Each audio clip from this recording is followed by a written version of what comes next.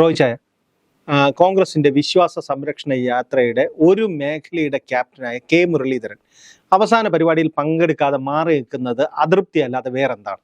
ഈ കോൺഗ്രസിനകത്ത് ഈ പഠിക്കുക വന്ന് കല ഉടക്കുക എന്ന് പറയുന്നത് മുരളീധരൻ്റെയും കോൺഗ്രസ്സുകാരുടെയും ഒരു പ്രധാന പരിപാടിയാണ്. ഞാനൊരു ഉദാഹരണം പറയാം. 99 ലോക്സഭാ തെരഞ്ഞെടുപ്പിന് തൊട്ട് മുമ്പായിട്ട് അന്ന് യൂത്ത് കോൺഗ്രസ് പ്രസിഡൻ്റായിരുന്നു KC വേണുഗോപാൽ. അദ്ദേഹത്തിൻ്റെ നേതൃത്വത്തിലൊരു ജാഥ കന്യാകുമാരിയിൽ നിന്ന് ആരംഭിച്ച് തിരുവനന്തപുരത്തേക്ക് കണ്ട് വരികയായിരുന്നു. അപ്പം അന്ന് VS ശിവകുമാറാണ് ജില്ലാ യൂത്ത് കോൺഗ്രസ് പ്രസിഡൻറ്റ്.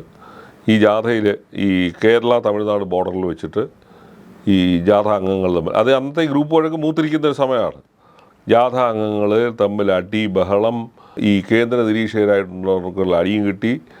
അങ്ങനെ മൊത്തത്തിൽ അത് കലങ്ങിപ്പോയി. അത് കോൺഗ്രസിൻ്റെ ഒരു തെരഞ്ഞെടുപ്പ് മുമ്പായിട്ടുള്ളൊരു പ്രചരണ പരിപാടിയായിരുന്നു. അതലമ്പി നാശമാക്കി. അപ്പോൾ നമ്മളൊക്കെ മനസ്സിലാക്കേണ്ട ഒരു കാര്യം, കോൺഗ്രസ്സുകാരുടെ ശത്രുക്കൾ കോൺഗ്രസ്സുകാർ മാത്രമാണെന്ന് തെളിയിക്കപ്പെടുന്ന ഓരോരോ സംഭവങ്ങളാണ്. അല്ല, കഴിഞ്ഞ ഉമ്മൻചാണ്ടി സർക്കാരിന്റെ സമയത്ത് അവസാനം ഇത് തന്നെയാണ് സംഭവിച്ചത്. ഇത് തന്നെ. അപ്പോൾ ഈ തെരഞ്ഞെടുപ്പിൻ്റെ പടിവാതിക്കൽ വരുമ്പോൾ ഇതൊരു തരം ശാപം കിട്ടിയ പോലെയാണ്. ഇവർ തമ്മിൽ അടിക്കുകയും അവരുടെ സാധ്യതകളെ അവർ തന്നെയാണ് ഇല്ലാതാക്കുന്നത്. ഇത് തന്നെ ഇപ്പോൾ മുരളീധരൻ ഈ ജാഥയിൽ നിന്ന് വിട്ടു നിൽക്കുന്നു എന്നുള്ള വാർത്തകൾ വരുന്നു. മുരളീധരൻ നിഷേധിച്ചിട്ടുമില്ല. മുരളീധരൻ മാധ്യമങ്ങൾക്ക് പിടികൊടുക്കാതെ നിൽക്കുകയാണ്. അപ്പോൾ മുരളീധരൻ്റെ ഈ വിശ്വാസ സംരക്ഷണ ജാഥ, എന്തിനാണ് വിശ്വാസ സംരക്ഷണ ജാഥ നടത്തിയത്? ശബരിമലയിൽ LDF സർക്കാർ വിഗ്രഹമോഷണം ഉൾപ്പെടെയുള്ളവർക്ക് ഒത്താശ ചെയ്തു കൊടുത്തു എന്ന അവരുടെ വിശ്വാസം, ജനങ്ങളുടെ വിശ്വാസം സംരക്ഷിക്കാൻ വേണ്ടിയാണ് KPCC ആഹ്വാനം ചെയ്തത്. 4 ജാഥ കേരളത്തിൻ്റെ 4 ഭാഗങ്ങളിൽ വരുന്നു. ഒരു ജാഥ നയിച്ചുകൊണ്ട് വരുന്നത് കാസർഗോഡ് നിന്ന് നയിച്ചുകൊണ്ട് വരുന്നത് മുരളീധരനാണ്. ഇന്നലെയായിരുന്നു അതിൻ്റെ സമാപനം. ഈ ജാഥകൾക്കിടയിലാണ് KPCCയുടെ ഈ പുതിയ ഭാരവാഹികളുടെ അനൗൺസ്മെൻറ്റ് വന്ന് മുരളീധരൻ എഴുതി കൊടുത്ത ആർക്കൊക്കെയോ പാർട്ടി സ്ഥാനങ്ങൾ കിട്ടാതെ പോയി. അതാണ് മുരളീധരനെ ചൊടിപ്പിച്ച സംഭവം. അപ്പം മുരളീധരൻ്റെ ജാഥ കഴിഞ്ഞു, ഇന്ന് അവിടുന്ന് മുങ്ങി. അതിന് കോൺഗ്രസ്സുകാർ പറയുന്ന ന്യായം, ഈ ഗുരുവായൂർ നാളെ മലയാള മാസം 1-ാം തീയതി ആയതുകൊണ്ട് ഗുരുവായൂർ തൊഴാൻ ഇന്ന് പോയി എന്നുള്ളതൊക്കെയാണ് ഈ പറയുന്നത്. അതെന്തുവാട്ടെ, അടിസ്ഥാനപരമായി നിങ്ങൾ ജനങ്ങളുടെ അടുത്ത് നിങ്ങളൊരു ഐക്യ സ്വഭാവത്തിൽ നിൽക്കാതെ നിങ്ങളെ എങ്ങനെ ജനങ്ങൾ ജയിപ്പിക്കും? ഈ ചോദ്യമുണ്ട്. ഈ ചോദ്യത്തിന് ഇവരാണ് മറുപടി പറയേണ്ടത്. നിങ്ങൾ എന്തൊക്കെ തൊടുന്യായം പറഞ്ഞ് ഇതിനെ ഒതുക്കി നിർത്താൻ ശ്രമിച്ചാലും നിങ്ങളുടെ ഇടയിലുള്ള പരസ്പരമായ അവിശ്വാസവും പരസ്പരമായ ഈ കുറ്റപ്പെടുത്തലുകളും എല്ലാം പൊതുസമൂഹത്തിലേക്ക് വരികയാണ്. അപ്പോൾ ഇതേ കൊണ്ട് തന്നെ മാത്രമാണ് പിണറായി വിജയൻ്റെ ചാൻസുകൾ കൂടുന്നത്, അല്ലെങ്കിൽ മറ്റു പാർട്ടികൾക്ക് ചാൻസ് കൂടുന്നത്. അപ്പോൾ ഇത് മനസ്സിലാക്കാത്ത രീതിയിൽ ഈ കോൺഗ്രസിനകത്ത് ഇത്തരത്തിലുള്ള അസ്വസ്ഥതകൾ സൃഷ്ടിക്കുന്നത് മുഴുവൻ കോൺഗ്രസ്സുകാരാണ്. അതിൻ്റെ ദേശീയ നേതൃത്വത്തിന് ഉത്തരവാദിത്വമുണ്ട്, സംസ്ഥാന നേതൃത്വത്തിനും എല്ലാം ഉത്തരവാദിത്വമുണ്ട്.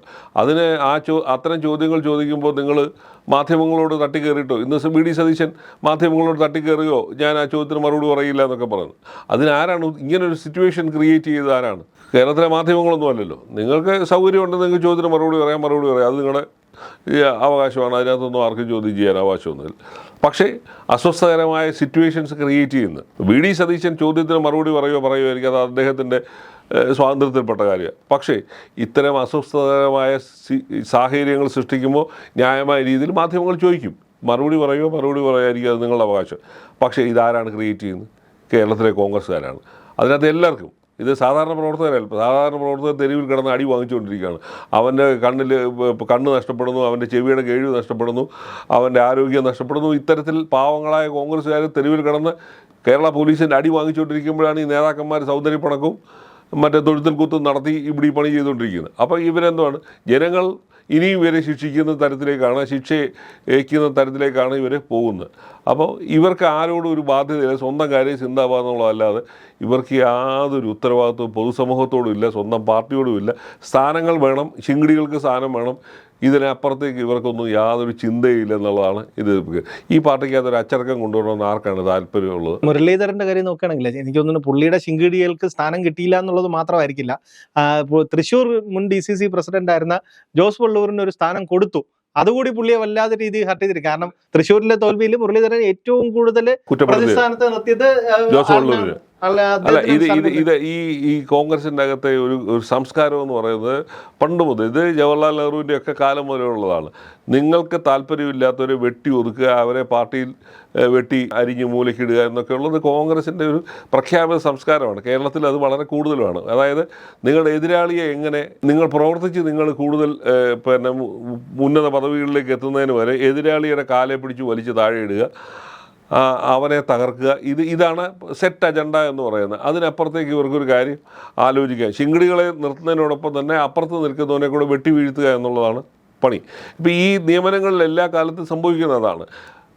ഇവരേറ്റവും കൂടുതൽ അസൂയപ്പെടുന്ന എപ്പോഴാണെന്ന് ഇവരോട് നല്ല സംസാരിക്കുമ്പോൾ മനസ്സിലാവും. അത് മറ്റവന് അത് കിട്ടി, അവന് അർഹതയില്ല. സ്വന്തം കാര്യം നേടിയതിനെ അപ്പുറത്തായിട്ട് മറ്റേ എതിരാളിക്ക് വല്ല പോസ്റ്റ് കിട്ടിയിട്ടുണ്ടെങ്കിൽ അതിനെക്കുറിച്ചാണ് ഉത്കണ്ഠ.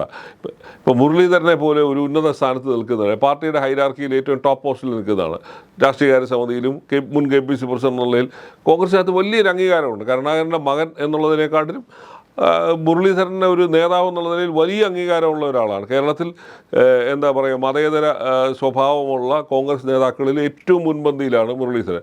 അതുപോലെ തന്നെ അണികളെ ആകർഷിക്കാൻ കഴിയുന്ന തരത്തിലുള്ള സംസാരശേഷി, നേതൃത്വ ഗുണം എല്ലാം ഉള്ള ഒരു നേതാവാണ് മുരളീധരൻ. അതിനകത്തൊന്നും ഒരു തർക്കവുമില്ല. പക്ഷേ മുരളീധരനെ പോലെ ഒരാൾ ദീർഘകാലം 6 വർഷം ഈ പാർട്ടിക്ക് പുറത്തായതിനു ശേഷം തിരിച്ചു വന്നതാണ്. അപ്പോൾ മുരളീധരൻ വീണ്ടും ഇങ്ങനെയൊക്കെയുള്ള ഈ ചെറിയ ചെറിയ കാര്യങ്ങൾ കലഹിച്ച് പുറത്തു പോകുമ്പോൾ മുരളീധരൻ്റെ രാഷ്ട്രീയ ഭാവിയെ മുരളീധരൻ തന്നെയാണ് ഇല്ലാതാക്കുന്നത്. അപ്പോൾ അതിലൊക്കെ ഉപരിയായിട്ട് ഈ നിങ്ങളുടെ അഭിപ്രായ വ്യത്യാസങ്ങൾ പൊതുസമൂഹത്തിൽ കാണുമ്പോൾ ജനങ്ങൾ നിങ്ങളെ വിലയിരുത്തുകയാണെന്നുള്ള ഒരു മിനിമം ബോധ്യം ഈ നേതാക്കന്മാർക്കാർക്കും ഇല്ലാതായി പോകുന്നു എന്നുള്ളതാണ്. നിങ്ങളുടെ പാർട്ടിയെ ജനങ്ങളുടെ ഇപ്പം നാളെ മുതൽ CPM ക്യാമ്പയിൻ എങ്ങനെയാണ് ഇവന്മാർക്ക് വോട്ട് കൊടുക്കുന്നത്? ഇവരെ എന്തിന് ജയിപ്പിക്കണം? ഈ ചോദ്യം വരും. ഇല്ലേ, നിങ്ങൾ പറയുന്നത് നിങ്ങളുടെ അജണ്ടകൾ മുഴുവൻ ഇതിനകത്ത് ഒലിച്ചു പോവുകയാണ്. എന്തുവായിരുന്നു? കേരളത്തിൽ വലിയ വലിയൊരു വികാരം ഇളക്കിക്കൊണ്ട് വരുന്നതിൽ കോൺഗ്രസ്സുകാർക്ക് കഴിഞ്ഞു. അതായത് ശബരിമല ശ്രീധർമ്മശാസ്താവിൻ്റെ ക്ഷേത്രത്തിലെ വിഗ്രഹം ഉൾപ്പെടെയുള്ളത് മോഷണം പോകുന്ന ഒരു സംഘടിത ശക്തിക്കെതിരായിട്ടുള്ള സമരമാണ് നടത്തിയത്. അതായത് ജനങ്ങളുടെ വിശ്വാസം സംരക്ഷിക്കുക എന്നുള്ള ലേബലിലാണ് പുറത്തിറങ്ങിയത്. അത് വലിയൊരു വികാരം ഉണ്ടാക്കി, അതൊന്നും തർക്കമുള്ള കാര്യമല്ല. അത് സാധാരണക്കാരുടെ ഇടയിൽ ഒരു തരംഗം തന്നെ സൃഷ്ടിച്ചു. പക്ഷേ നിങ്ങൾ അതിൻ്റെ അവസാന പടിയിൽ വന്നപ്പോഴത്തേക്ക് നിങ്ങൾ തന്നെ കല ഉടച്ച് താഴെയിട്ട് നിങ്ങൾ തന്നെ യാദവകുലം പോലെ പരസ്പരം വാളെടുത്ത് വെട്ടിക്കൊണ്ടിരിക്കുന്നു. അപ്പോൾ ആ അവസ്ഥ സൃഷ്ടിച്ചതിൻ്റെ ഉത്തരവാദിത്വം നിങ്ങൾക്ക് മാത്രമാണ്. നിങ്ങൾക്ക് അതിനകത്തൊന്നും ഒഴിഞ്ഞു മാറാൻ പറ്റത്തില്ല. നിങ്ങളുടെ സംസ്കാരം നിങ്ങൾ മാറ്റാത്ത കാലത്തോളം, നിങ്ങളൊരു പുതിയ അച്ചടക്ക ശൈലി രൂപീകരിക്കാത്ത കാലത്തോളം നിങ്ങളെ കേരളത്തിലെ ജനങ്ങൾ അല്ലെങ്കിൽ ഇന്ത്യയിലെ ജനങ്ങൾ നിങ്ങളെ അംഗീകരിക്കില്ല എന്നുള്ള യാഥാർത്ഥ്യം. ഒരു കാര്യം ആലോചിക്കണം, 10 വർഷത്തിലധികമായി നിങ്ങൾ അധികാരത്തിന് പുറത്താണ്. നിങ്ങളെ ജനങ്ങൾ അടിച്ച് വെളിയിൽ കളഞ്ഞിരിക്കുകയാണ്. നിങ്ങൾക്ക് തിരിച്ചു വരണമെന്നുണ്ടെങ്കിൽ സാഷ്ടാംഗ പ്രണാമം നടത്തി ജനങ്ങളുടെ മുമ്പിൽ സമസ്ത അപരാധങ്ങളും ഏറ്റുപറയാതെ നിങ്ങളെ ആരും അംഗീകരിക്കത്തില്ല. ആ ബോധ്യം ഈ പാർട്ടിയിലെ ഒരു നേതാക്കന്മാർക്ക് ഇല്ലാതെ പോകുന്നു എന്നുള്ളതാണ്. അത് ഈ കോൺഗ്രസ് പ്രവർത്തകർ ഇവരെ പിടിച്ചു നിർത്തി ഇവരെ കൊണ്ട് ഇതിന് ഉത്തരം പറയിപ്പിക്കേണ്ടതാണ്. നിങ്ങൾ ഇങ്ങനെയുള്ള തമ്മിലടിക്കുന്നു എന്ന് പറയുന്ന അവസ്ഥ സൃഷ്ടിക്കുന്നതിൽ ജനങ്ങളുടെ വിശ്വാസം നഷ്ടപ്പെട്ടു. നിങ്ങളെക്കുറിച്ചുള്ള എല്ലാ ധാരണകളും മാറ്റിമറിക്കുന്നത് നിങ്ങൾ തന്നെ.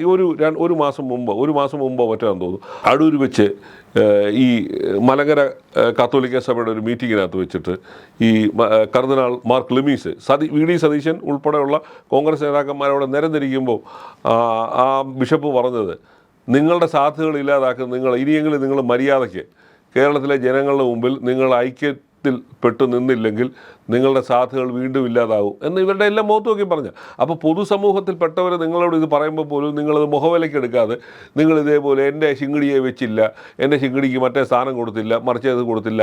കേരളത്തിലെ ജനങ്ങൾക്ക് വേണ്ടിയല്ല പറയുന്നത്.